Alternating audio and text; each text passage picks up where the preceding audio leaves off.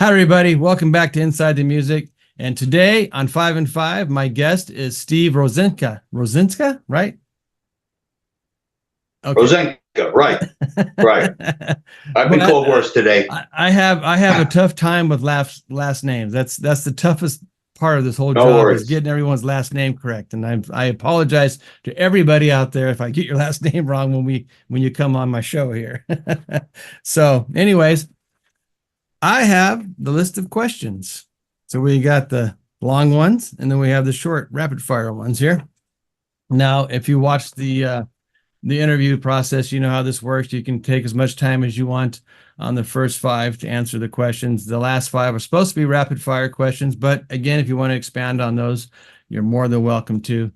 We're here to have a discussion, a conversation between two guys and music. And that's what we're here for. Okay, so with that said, let's get on to the interview here. All right, so you reside in Manhattan, Kansas, but you're moving to Kaplan, Louisiana in July. How long did you live in Manhattan, Kansas? And what's it like living in Manhattan, Kansas? And what's the reason for moving to Louisiana in July? Well, I've been here since August of 21, Okay. and I really like it here. I love it here. The people are really nice and polite, and everybody's fine. It's just too cold. And I'm living with my son right now, and he's in the Army. He's getting out of the Army, and he's going to be moving, and I'm going to Louisiana to move closer to my other son, Stephen. Nice. Okay. Well, you be sure to thank your son for his service and all he did for us here, patriots here in America. And he's a much bigger patriot than I am, much braver than I am, for signing up for something like that. And I really do love our military people. That's a fact. I appreciate that, Andy. Yeah, for sure. And yeah, the weather, like we were just discussing a little earlier, the only thing that keeps me here in California is the weather. So, but I completely understand where you're coming from when you said the weather. So, right. So you're going down a little further. For 6 months at a time. Don't work. Right. So you're going down south a little further. How's the humidity in Louisiana? Is that about the same as in Kansas? Thick. It's thick. It's like trying to breathe underwater. Is that right on the Mississippi then, where you're heading into? A little east, I believe. A little east, yeah. We were talking about my mom's family. They're from Quincy, Illinois, and they're right on top of the Mississippi. And right. Man, the humidity there in the summertime is miserable as well too. It's brutal. It's brutal. If you have long hair, forget about it being nice. Yep. So I had it here a couple of weeks ago, and it was too much. It was too much. Like we're on a horse blanket. Yeah, I can imagine.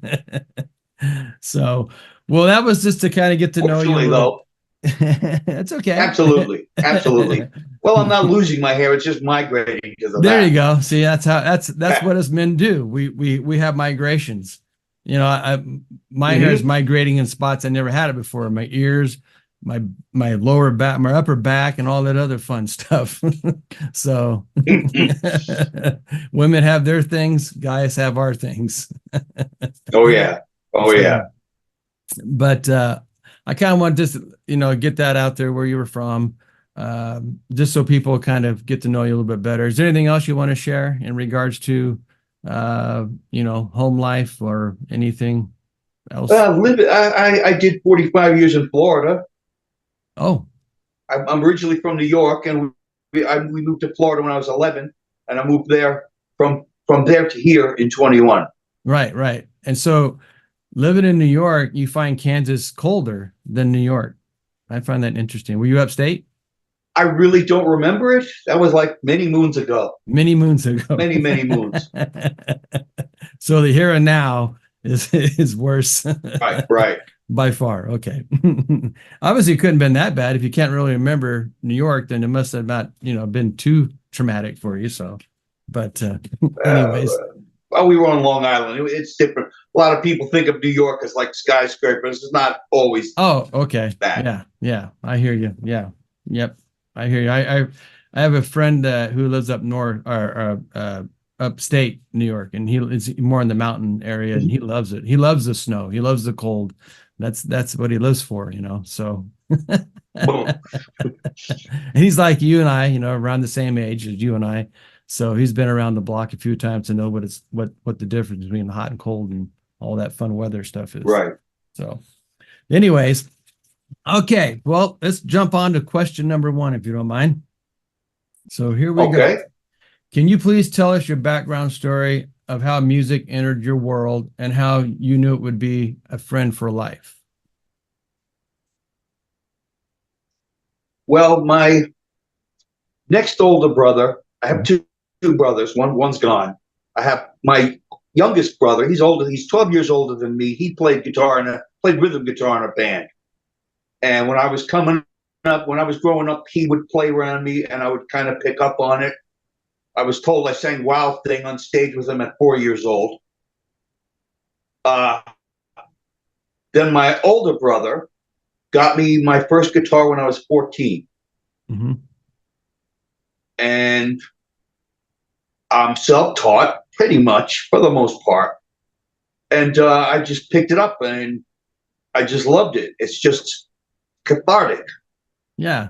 Now, I completely understand that whole thing. It becomes a part of you. I kind of compare it. I don't know if you ever played golf before, or you know, type of sport or whatever, or cooking or whatever. Right. I kind of compare it to golfing, and the reason why is because, you know, with guitar playing, there's a learning curve with it, and the same thing with golf or something else you're doing.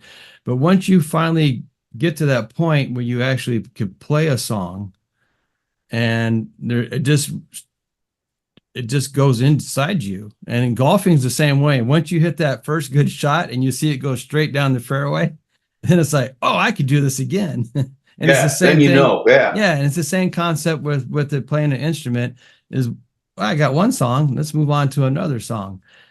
You know? So that's kind of how I look at, you know, the life in music. I look through it through sports and eating, you know, serving food. Well, without music, life's just a bunch of bills waiting to be paid. That's true. That's very true. Frank Zappa said that. Yep. You know, Frank Zappa, man, you talk about an eclectic guitarist, you know, man, he's so interesting in all his stuff that he did outside the box. One of my heroes. Yeah. One of my heroes. Yeah. Yeah. I mean, completely outside the box and everything he did. And his son, Dweezil, phenomenal player too. So phenomenal guitar player. But anyways, so with getting that guitar, you know,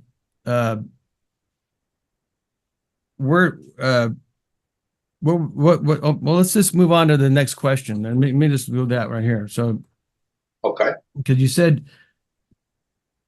said your brother gave you the guitar at the age of 14. Do you remember what was your first song you learned how to play? I got a John Denver songbook, and I learned. That's wow. Funny.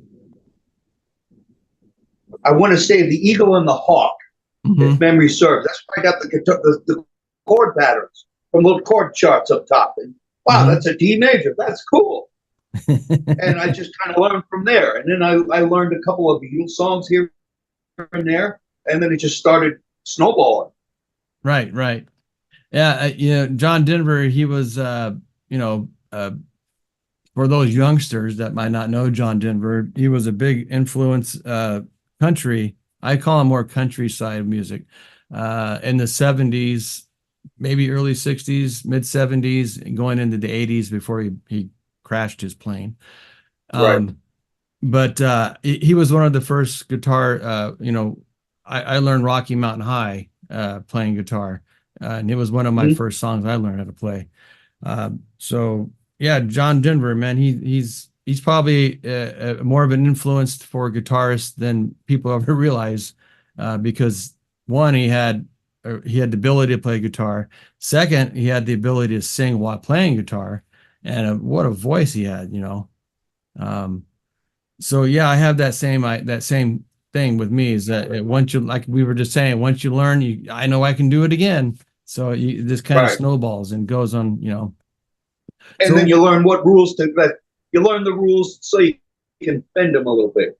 yeah, exactly. And that comes into when we start writing our songs. You know, you learn what patterns work, and where you can break those patterns as well too. So, Right, right. you know, very Got true. to learn the rules in order to break them. Right. Now, so did you stay along those lines of songs? Did you move into more rock and roll, or did you blues, I or move more rock, yeah, more more rock? rock and And roll. and what was some of your influences in regards to that type of? Well, I consider the bass my main instrument because I'm a lot better on the bass than I am on guitar. Believe Right, me. right. And Chris Squire is a big hero of mine. John Entwistle, Paul McCartney, of course. Hmm. I just you can learn from anything, good or bad. You learn Right. what to do, you learn what not to do. So with those bass players, what are the differences between? Because I know Paul McCartney, he's kind of more of a guy that kind of not he kind of walks over the neck a little bit more than most bass players, doesn't he? He kind of more of a Right, walking kind of right, all over. And then Squire, you said Squire. right. He's more technical, isn't that correct? Yes, sir. So between those between those two, you took obviously you would have taken the influence of both those and then put them on the neck of your bass. Right. Which one do you think you find you do more often? Do you do more walking, or do you do more of the following the kick? I'm probably more McCartney-esque Yeah, I in I my like that. playing. That's the style of bass. I play bass a little. I shouldn't say I play bass. I mess around with bass. Okay. To me, it's soloing the entire time. It should be the guitar player's favorite instrument, because you know there's so much you can do with the bass. Right, right, You know, you're not playing bar chords and ringing out a bar chord for 16 bars. You're dun dun dun. You're always, it's like a pitcher in a baseball game, you know. Uh, right. you can set the tempo of the baseball game as a pitcher. The bass player can set the tempo of the band. So I think the bass is a fantastic and probably the most important instrument. Well, you and the drummer are the foundation. So yeah, I when you said guitar, I didn't realize it. I thought it was a six string guitar. But you're talking It about was. It was. I okay, play both. I'm just a lot better on the bass. on the bass. Bass is Okay, more natural for me. yeah. I you know, And as far as bass and drums are the cake. right. Everybody else is the frosting. That's that's that's great. That's a great analogy, and I love food analogies when it comes to music. I use them all the time. So I Right. love analogies. It makes life easier for people to understand, really. So Oh yeah. so that's awesome. Um, Anything else in regards to the bass you want to add to it? Like what are your what's your amp of choice or stuff like that? What do you use for equipment? Well, I don't do live anymore because it's Yeah. a lot of logistics involved. Yep. So I've just been recording for the last few years. And my friend John Petrasky's been helping me a lot, teaching me about theories and DAW, theories of music and things like this. Hmm. He's been a great help. We write together, and he's just a great friend. And shout out to him. Yeah, it's when we get to this age, I'm the same way. I don't go out and play anymore. My wife would love to, but for me, the time investment is a big deal. Right. Um, for a singer, all they got to do is walk in with a microphone Show up. Yeah. and Yeah. show up, And then there's us musicians that, especially the drummer. I don't know how those guys do it, man. They have to bring so much equipment with them. But Right. Right.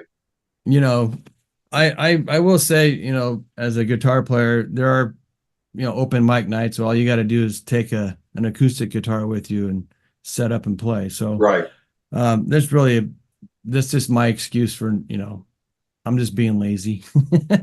That's what it comes down to. But frugal. Yeah, there you go.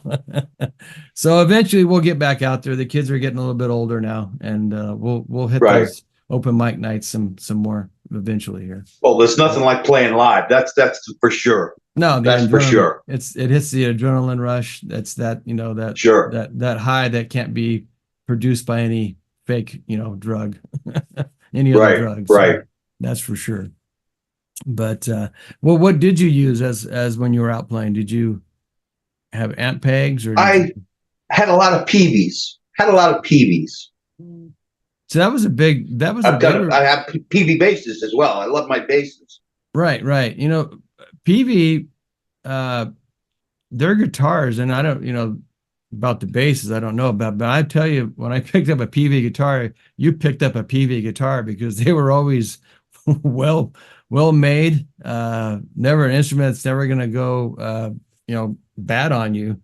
So were their basses really heavy like that too?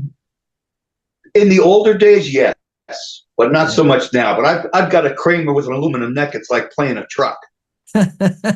Actually, when I was playing, I played in a country band with it originally. Right. And that was a gift from my brother too. My middle brother. Sure. And I remember having to take. I started lifting weights so I can handle the bass easier. True story. I believe that. Yeah. Again, it's like 90 pounds. It's like playing a boat.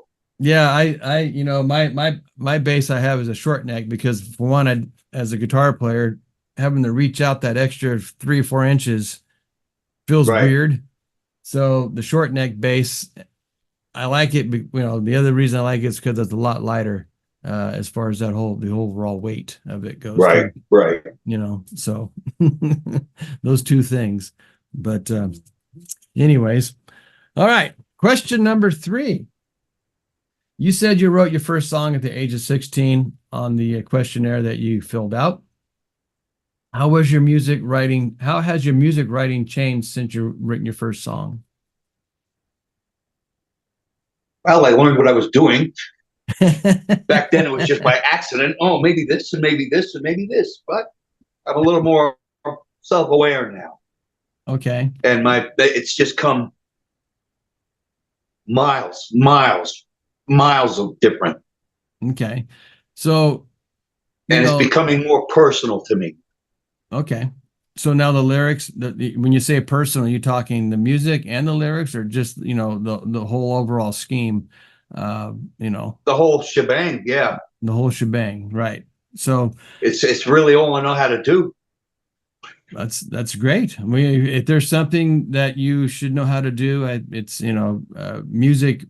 And I don't think I know for pretty much for a fact that people that don't do what you and I do, and all the others that I've interviewed, they really don't understand the whole process of how a song is developed and created, and you know, the entire thing of it. All they hear is the finished product, and so they don't know the emotion that goes into writing a song. So when you say things are getting more personal, are you meaning you know, like the songs in general are more inner self projections? Yes, more from the heart. More from the heart. Yeah. I have. That's probably one of my weakest areas when it comes to writing music, especially lyrics. I have a hard time getting that deeper inner self to come out. So I stick with the party songs, right. You know, that type of thing. Beach, you know, summertime. I just have when it comes to writing those, you know, type of personal love songs, or whatever you want, how you want to say them, they just sound funny to me. I can't, you know, put it all together. And when I read back the lyrics or something like that, I just end up throwing it on the floor because it just doesn't, I just don't hear it properly. So I haven't. I understand that. I haven't gone down that rabbit hole completely yet, so I will eventually. So, you know. Well, what comes out comes out. There's songs I have that are very meaningful, and songs I have are very topical and simple and Right. basic. But it's got to come out, or else my head will explode. Yeah, yeah. And you know, speaking of explode, I have a tendency to go into, you know, what do you want to call it? A lull, I guess, you know, where you don't write anything for a while. But when I get back into it, it seems everything seems to burst and Right. it comes out naturally. And so I've kind of learned that that trait of myself is that when stuff isn't coming out so easily, I kind of go away from things for a while and then come back, and the things seems to you know, influence myself a little bit better. Do you find that same thing? Is that something you find? Sometimes, yes. Sometimes you can't see the forest through the trees. Absolutely. Yeah. And there's a song, my next song that I'm releasing. I wrote it many years ago. It took me a week to write it and lay it down. This time I redid it with the new DAW and the new technology and all this, and it just took a piece of my soul out. It was rugged, but it's meaningful to me, and I think it works. That's awesome. Well, I can't wait to hear it. To me, it works. Yeah, I can't wait to hear it. Yeah, and speaking of that, why don't we, can you tell people where you can find your music? Would you mind doing that, your social media? Sure. You can find me on Facebook at Steve Rosenka, Rosenka. You can find me on Facebook on Steve Rosenka's Hat Trick. That's the name of the band. It's me, but whoever's in the room with me too. So when the name Hat Trick, now I know you have a rabbit coming out of the hat on your website. Right. So was that stand up again? Can you stand up again and show your shirt? Oh, we froze. There you are. Oh, there you go. Okay. Nope. There it is. There we go. So how'd you come up with that name? Pulling a rabbit out of a hat. Just pulling something out of the hat. That's cool, man. I like that. A lot of people think it's a hockey thing. It's a hockey thing, but that's not what it means in this context. Yeah. Because that's funny, because that's where I was going to ask. Was it a hockey thing? But then I remembered your rabbit coming out of the hat. Right. So that's cool. Just pulling stuff out of a hat. Now, isn't that one of the toughest things to come up with, is our names for, you know, bands and whatnot? And, you know, unless you're... I called myself Hat Trick. Sorry. That's okay. No. I called myself Hat Trick for about 40 years now. Is that right? I don't know why. It just came to me. That's what I'm going to call myself. I didn't want to use my name, but there's so many hat tricks now. I have to use my name. Right. But that's all right, too. Yeah, I just find that one, you know, especially you played in bands, of course, and then you've had 4 or 5 people involved in the band, and then you all got to get together, come together, and everyone has to agree with a name. That has to be one of the hardest things to accomplish in a band. For me anyway, it always is. It takes months sometimes, you know, figuring out what the actual name is going to be. Right. It's easier to write a song in many aspects than it is to come sometimes, up with a name of a band. So, and there's so many incarnations. Oh, you're with this guitarist, and then this has to change, and then a new guitarist comes, and then this has to change, and all like that. Yeah, but I've been to some dynamite bands. Right. My drummer. I had my drummer for 35 years, Rodney Allen. I love the man. I love the man. We were in each other's heads. We read each other's minds. I swear. Right. And it was great. So, do you find that collaborating with just the one individual person you're collaborating with is a lot easier?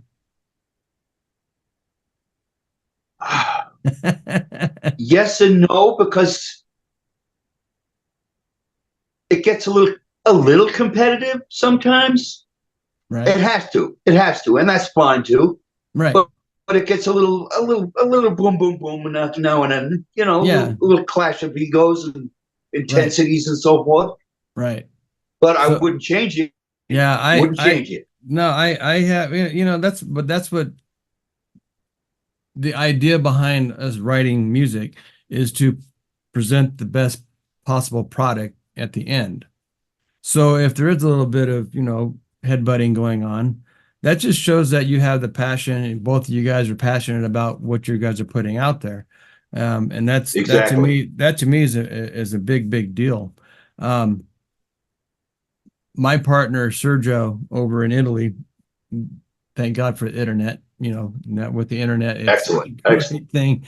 So we met up through Produce Like a Pro, and we've been, let's see, collaborating now for going on 4 years now, I believe.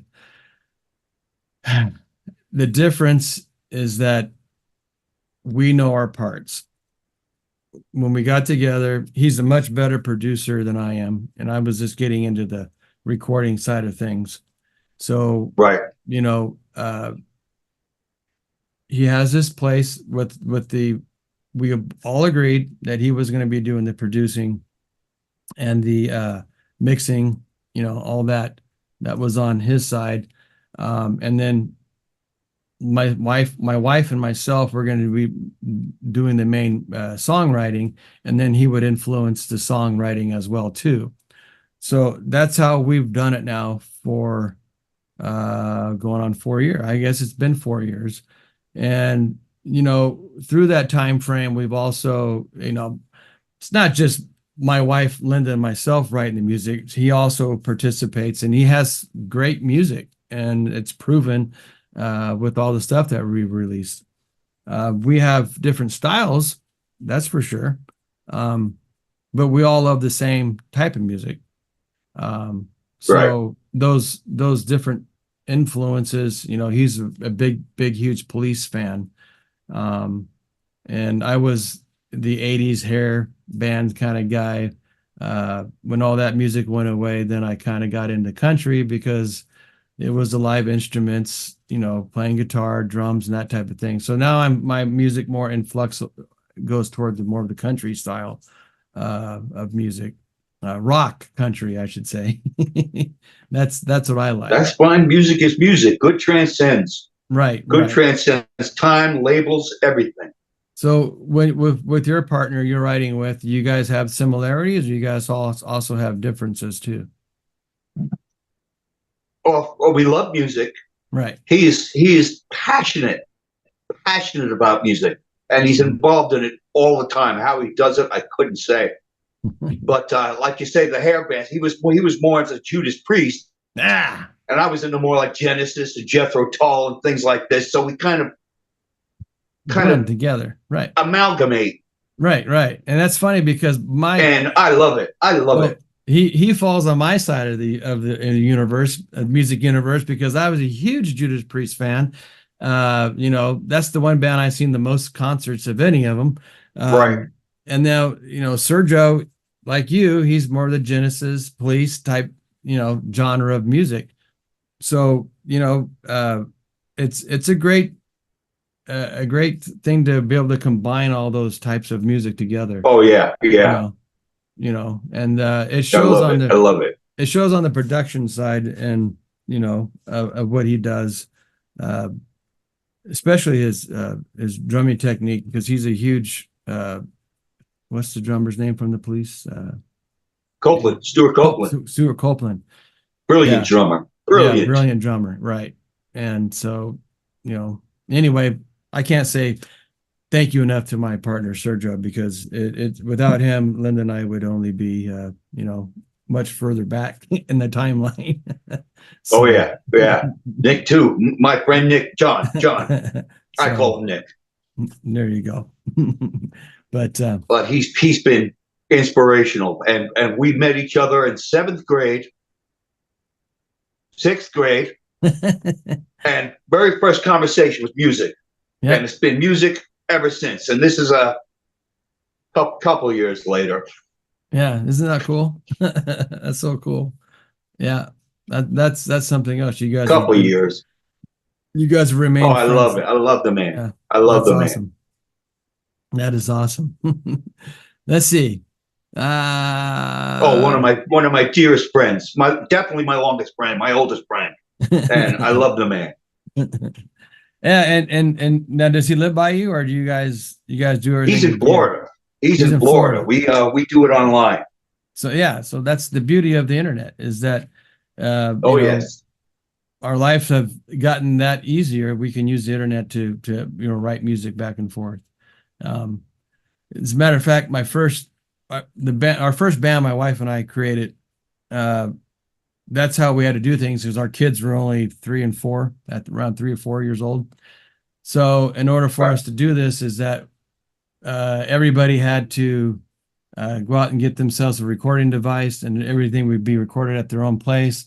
And then we would send it out via the internet back to our drummer, who was doing all the mixing. And so that was like kind of a big deal, because it was kind of a new thing, actually. Around 2016 or so, we started it, maybe 2015. So it was just first coming, where you could do that type of thing. it's the best time to be a musician. Yeah, it really is. It's the best time technologically. Yeah, I agree with that. That's for sure. Especially with the advancements with the DAWs, that's a big thing. That's for sure. So, question number 4.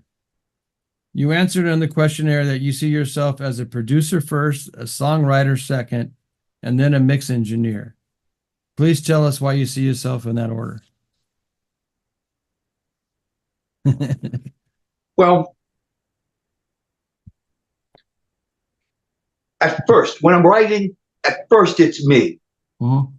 At first.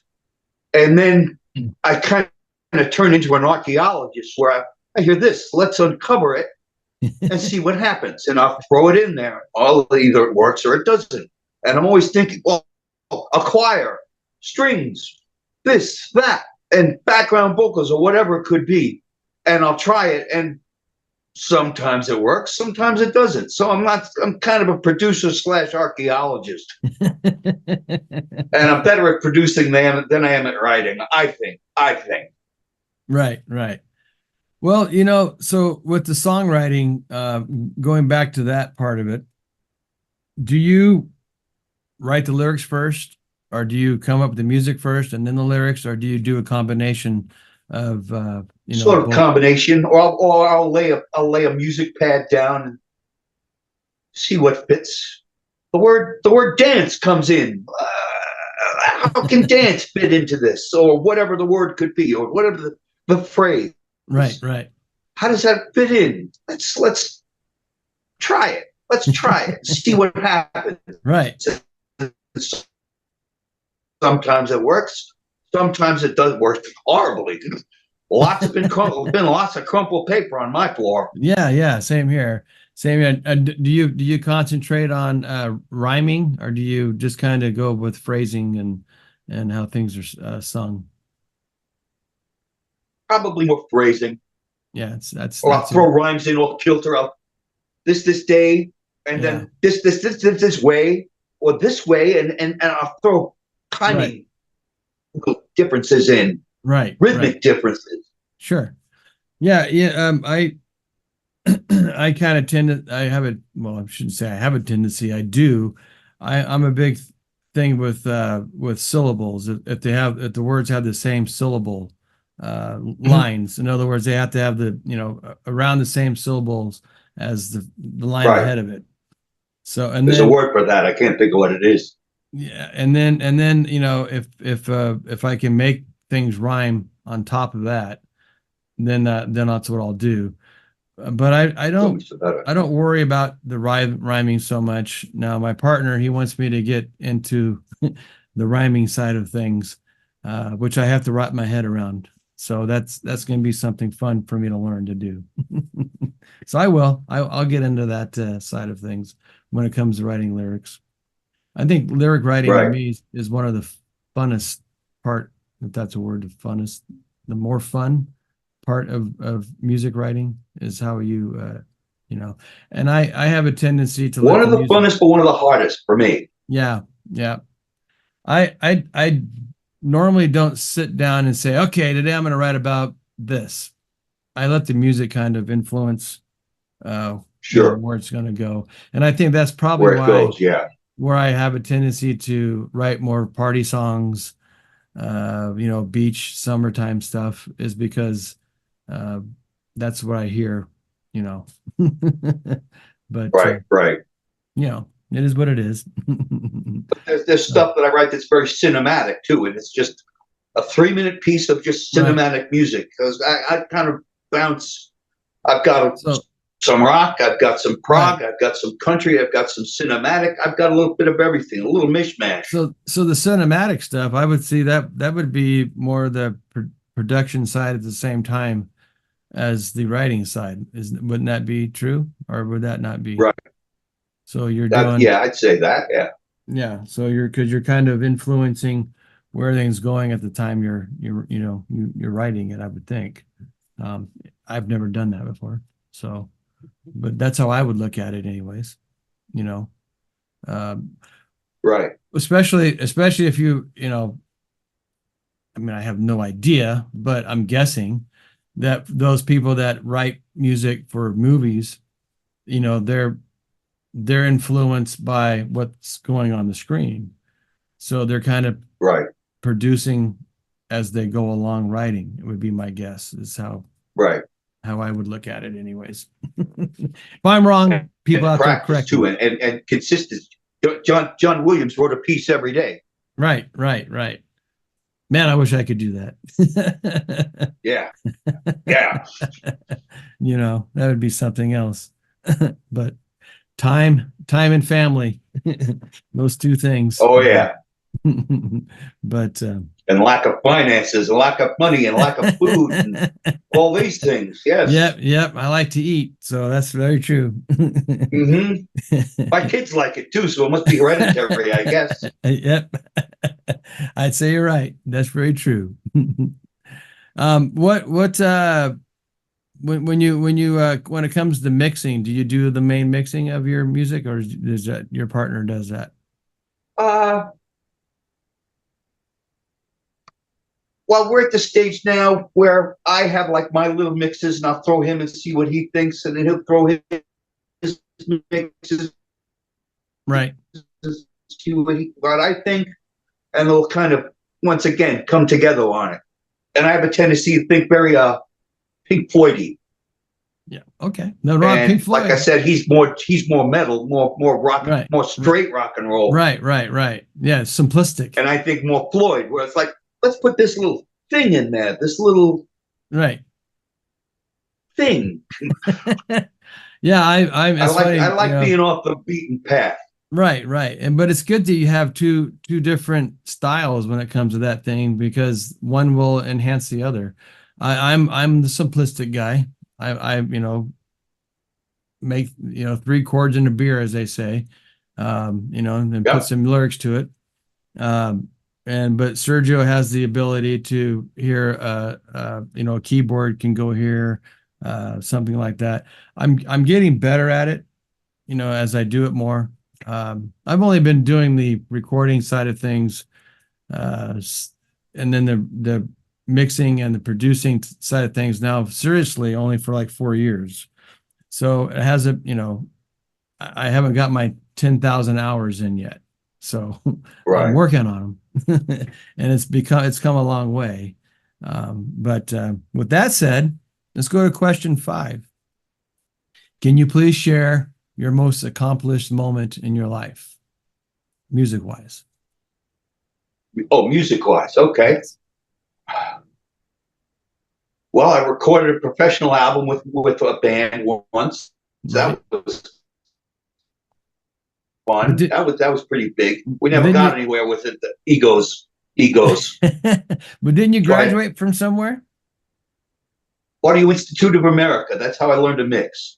So this is going back a little ways. MIDI was just coming out. MIDI was just coming out then. So with MIDIs were just coming, that means that the DAWs, as we know it today, were just probably coming out as well too, because I don't think we had a MIDI until we had a DAW. Is that, maybe I'm wrong? Well, MIDI technology came out like very basically in the 80s, early 80s. Right. And this was more towards 90 I did this. So it's Okay. a little further on, but not much. Not much. Okay. So when I think of MIDIs, this is my ignorance. I think of the DAWs and you have the lines going across. That's my thinking of a MIDI is when people say MIDIs, I look at that, oh, I'm gonna write MIDI drums today, and then you go and you draw a line and you do that. That's my idea of MIDI. Right. But so explain to this novice what MIDIs were back in the 80s, because I didn't really know that, to be honest with you. Yeah, basically what it was is you can play this keyboard from this keyboard, and that was about it. Okay. I had a JX3P, a Roland JX3P, which was the very first MIDI keyboard that came out by Roland. Okay. I got it now. Okay. So thank you for a very basic sequencer. Yeah, I can't believe I didn't realize that. Duh. You're all right. All these years of playing music, I never even put that together as a MIDI. Well, there you go. Learn something new. You taught an old dog a new trick. So there you go. Thank you for that. You do learn something new every day. It's just not going to advertise itself. So tell us a little bit more about that schooling you did. I mean, what did it all involve? What was involved with it? It was by mail. It was a by mail thing. My older brother, the one that got me the guitar, got me this course, and it was like you do a chapter and you do the test, and then you send it in, and then if you pass it, they send you the next one, and on. Well, that's cool. And I graduated with honors, which was really cool. Yeah, that is cool, because I know over in Germany they have a school called Hoffa. They have a similar thing where you do it over the internet, and it's a time framed thing. So you have course one, you have so many months, kind of like a semester basically, to go through all the chapters. Right. And then they have sessions where you get to go and with an actual teacher to make sure you're understanding things as well too. Did they offer that too, or did you have to figure that all on your own? Was that something? No, they had one-on-one. You could call up and ask. I talked to the guy many times. Peter Miller was his name. I don't know if they're around anymore or what, but that was really, really inspirational, really cool. I really had a good time at it. So now you learned a lot. Excuse me. So you've taken that knowledge that you learned and you brought it along with your yes, journey in music. Yes. What in what regards has it helped you with today's modern technology?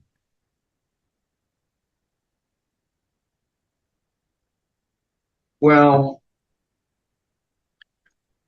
the basis is the same. The technology is different, but the basis is the same. Well, the beta and the EQ and the compression and these things, they're all the same. It's just juiced up now.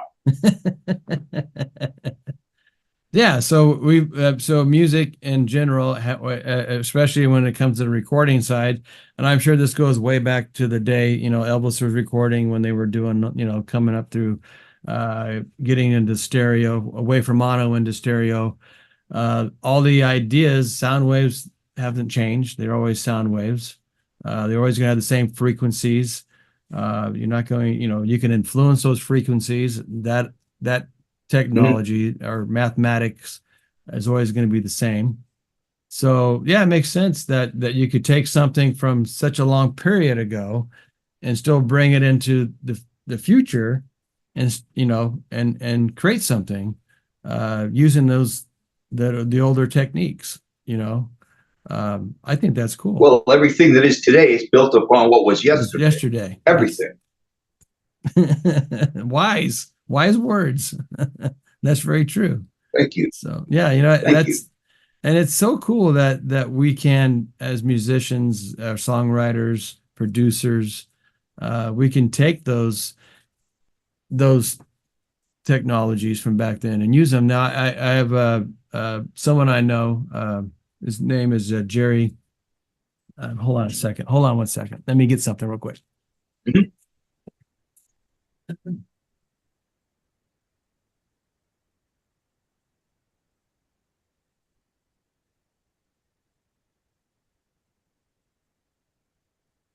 His name is Jerry Hammock. So I know this is Oh, backwards. I've got that book. You got the book? I've Okay. got that book. It's great. So now Jerry is Oh, yeah. Jerry is also known as somebody who does, well, he's got many books out in regards to how to record and stuff. His latest one is how to record like the Beatles using today's technology. I've got that book too. You got that one too? Yes, sir. So that's cool, you know, that you can, you know, in today's era, use the era from back then and you know, create Yeah. music and to get that sound. You know, that's fascinating stuff. I find that very fascinating. It is. It is. And I got And to they were just brilliant writers, and George Martin was a brilliant producer, and it's wow. yeah, Wow. right. What else is there to say? Right. And I got the honor to meet Jerry and shake his hand. Super nice guy. We'll talk to you. You know, no ego, just a super nice guy. That's So, good. yeah. Ego's a bad thing. Yep, it is a bad thing. That's what we got. Ego's important, but it's bad. Very true. So you made it through your first 5. Let's move on to the rapid questions, okay? Well, no, go ahead. Okay, so now you can expand on this if you want to, or you can just Okay. use the one-word answer if you need to. So, favorite guitar brand? Favorite guitar brand? Lately, I've been going, because of financial reasons, I've been going on the low end, but Okay. quality's changed a lot. Used to be, Yes. this guitar is great, this guitar is garbage. Right. Now, the garbage guitars have come up in quality, Mhm. and they're a lot more competitive Yes. to the higher brands. I've got a Grote now, Mhm. and it's just, I love it. It's a semi-hollow. I never had a semi-hollow before, and I Right. just love it. I'm all about the middle range guitars, even, you know, $300, $400, you know, that's all I have. Mhm. Well, I have a Reverend, one Reverend. That's my most expensive. It was around, well, at the time it was 850. That's my most expensive guitar I have. But I don't see the necessity why you got to have a $2,000 guitar. I don't. Especially with the technology now. Yeah, I don't understand it. I don't get it. You know, Glenn Flick, he's done many videos in regards to pickups, that there's not much difference in sound quality. If you change out your pickups, you're not going to get that much difference in sound quality to even make a difference, really. Right. You know, there's people still argue with him, even though he proved it. You know, showing all that. But I love Well, some people just like to argue. Yeah, I love the middle ground stuff. You know, that's where I live, and I make music using it. So why can't anybody Right, else? exactly. I have a PV5 string. I think I paid $5 for it, and I love it. I've had more expensive guitars that weren't as good, in my opinion. Right. This one's just an extension of me now, and it's there. Yeah. My Yamaha Revstar that I have, it's got double P90s, you know, bridge and neck 90s on it, with that roll off tone control. And man, you can get that thing to sound like a Telecaster, Stratocaster. You can sound like a Gibson humbucker. You know, yeah. Sure. You know, it just does. There's just so much. You know, I really don't see the need to have that expensive. Yeah, we don't need $9,000 guitars anymore. No, I don't think so. I wish I could, but I can't. So that food thing comes into play. Yeah, exactly. Again, I like to eat. So, all right. Question 2. What DAW do you use? Studio One. Studio One. It's And why? intuitive. It's Okay. brilliant.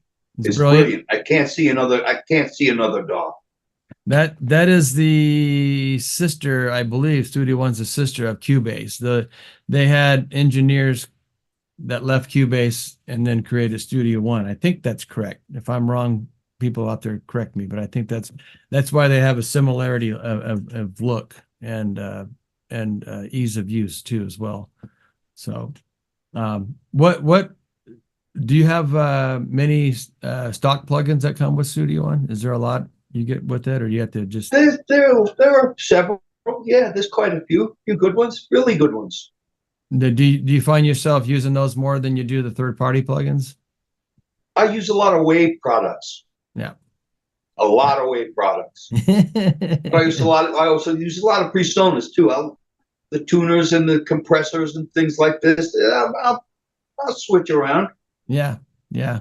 I don't have a problem trading around. Right. Yeah. Depends on what I hear. Yeah, that's exact. That's the producer side of you. That's coming right there. So I agree. Yep. Question 3. Which do you like better, plugins or gear? Plugins. Is that right? Cheaper, more space efficient, better technology. I pretty much got rid of all my hardware. That's pretty good. much. Yeah. Yeah. I'm and took the money and bought plugins. Hey, it all depends on how you want to work and how you want to do things. I'm a hands-on guy. I like to move knobs and blah blah blah. Right. So I have my couple of my racks I have, and that's what I have. And what I do from this point is upgrade those parts I'll have. I'll eventually get more expensive. Right. It's supposed to be better. Well, that's like books. That's like books. There's a book and there's an audio book or an electronic book, an ebook. But there's something about turning the page, that makes the difference. Right. So hardware definitely has its place in the scheme of things. And I've told this before many times on this platform that I didn't really understand compression until I actually got a piece of gear to actually mess with, because I found it so much easier to move the knobs, rather than taking my mouse. I didn't have any controllers or nothing like that. So it was always with a mouse trying to move those gear knobs. But when I got my compressor, my first compressor, which was a Black Lion 17, which is 1176 basically, I was able to fiddle around with it and much easier. So I got a better understanding exactly what was going on. To me, that's what showed me the role of compressors. Right. And the color. Tactile makes a difference. Right. So that tactile makes a difference. That was a big thing for me, the gear. And I think that's why I gravitate so much towards it now, is that because for me, it's the hands-on things, but anyways, yeah, nothing wrong with the plugins. Plugins are great. I use them all the time. Yep. So Waves, have you ever tried a plugin called Black Rooster?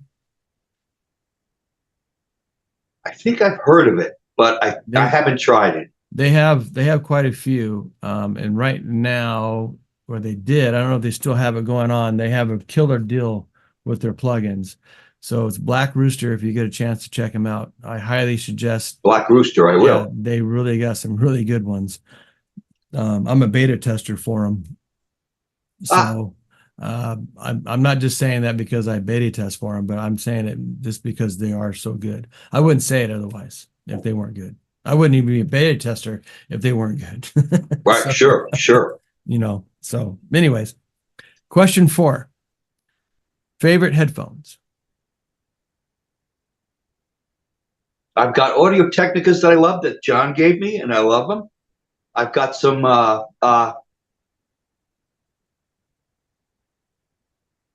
Tascams, 330s, I think. Mm-hmm. I like those too. But I've recently got, because I wear hearing aids now. The ears are getting old, and I had to get open backs. because Okay. the close backs that my hearing aids would feed back. Right, And I've right. got a nice pair of Behringer. Cost me about $50, and I like those a lot.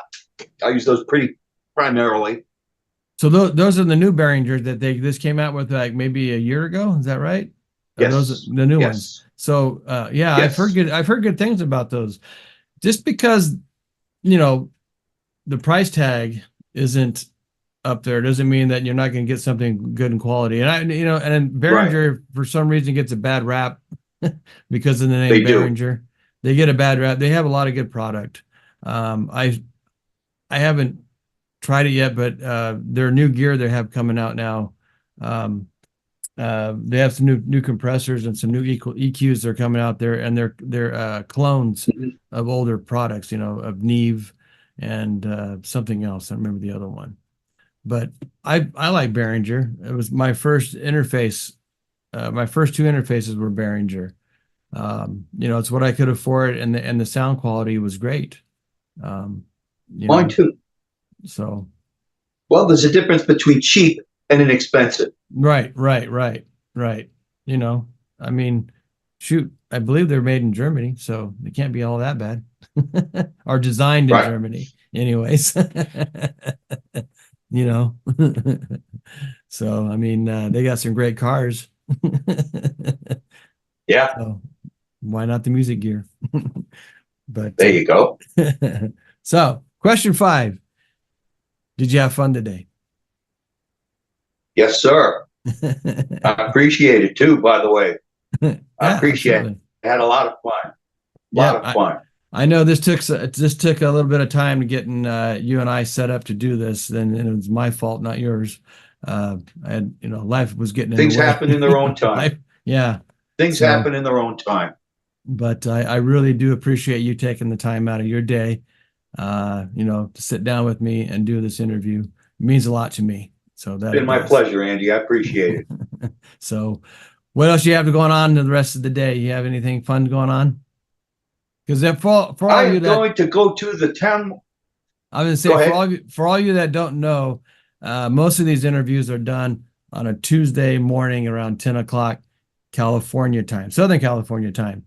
So these nice folks help me out by scheduling their time to come in and here and do this via Zoom. So I really do appreciate them doing that. So what else do you have going on today now that this is over, ending?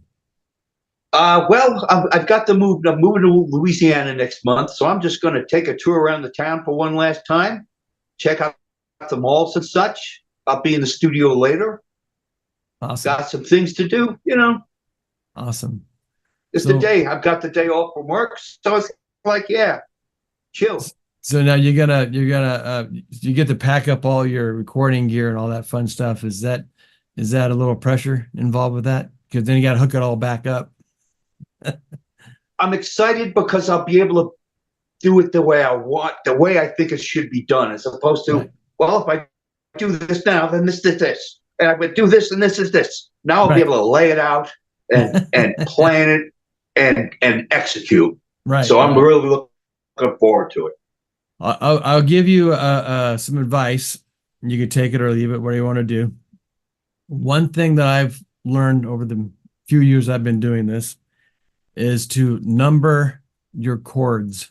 So if you have, like for myself, I have a lot of outboard gear. So I have a lot of chords going from the outboard gear into my patch bays and blah, blah, blah.